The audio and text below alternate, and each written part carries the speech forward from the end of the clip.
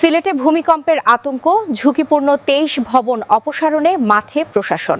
বিস্তারিত দেখুন প্রতিবেদনে। ডাউকি ফল্ট সক্রিয় হয়ে ওঠায় সিলেটে ঘন ঘন মৃদু ও মাঝারি ভূমিকম্প অনুভূত হচ্ছে।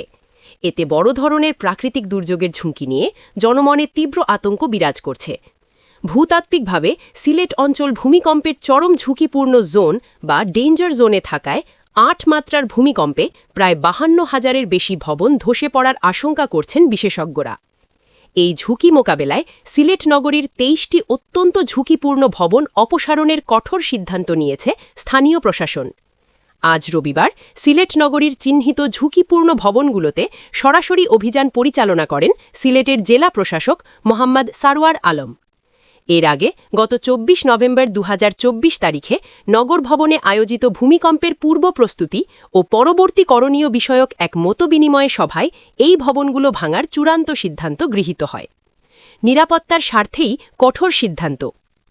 অভিযানকালে জেলা প্রশাসক মোহাম্মদ সারওয়ার আলম বলেন, ঝুঁকিপূর্ণ এই ভবনগুলোতে এখনও অনেক মানুষ বসবাস করছেন এবং ব্যবসা পরিচালনা করছেন।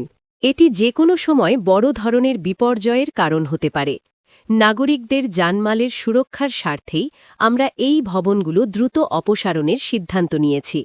তিনি আরও জানান, কেবল ভবনগুলোই নয়, ভূমিকম্পের সময় উদ্ধার কাজ পরিচালনার ক্ষেত্রে নগরের সংকীর্ণ রাস্তাগুলো বড় বাধা হয়ে দাঁড়াতে পারে।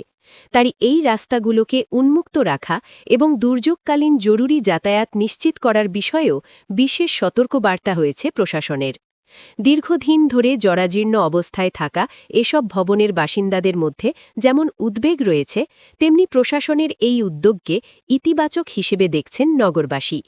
তবে ক্ষতিগ্রস্তদের পুনর্বাসন বা বিকল্প ব্যবস্থা করার বিষয়েও সংশ্লিষ্টদের দ্রুত পদক্ষেপ নেওয়ার দাবি জানিয়েছেন সাধারণ মানুষ। প্রশাসন জানিয়েছে, পর্যায়ক্রমে সকল ঝুঁকিপূর্ণ ভবনের বিরুদ্ধে আইনানুগ ব্যবস্থা গ্রহণ করা হবে এবং ভূমিকম্পের ঝুঁকি কমাতে দুর্যোগ ব্যবস্থাপনা কমিটি সার্বক্ষণিক কাজ করে যাচ্ছে।